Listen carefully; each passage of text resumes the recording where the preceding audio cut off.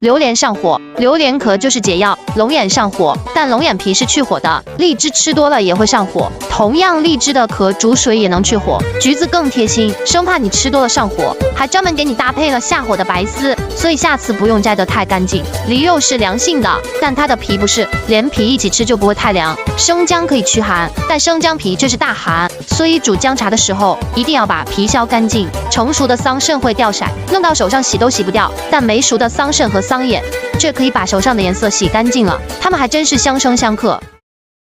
德音 During causes heat, but its rind cools you down. Longan causes heat, but its peel reduces it. Too many lychees cause heat too. Boiling their shells neutralizes it. Tangerines are thoughtful in case you eat too many. They come with their own cooling white filaments built in there, so next time don't peel them too clean.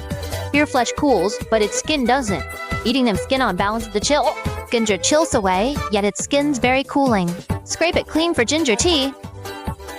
Ripe mulberry stain fingers permanently. Unripe mulberries and mulberry leaves. Wash those stains right off. They truly balance each other out.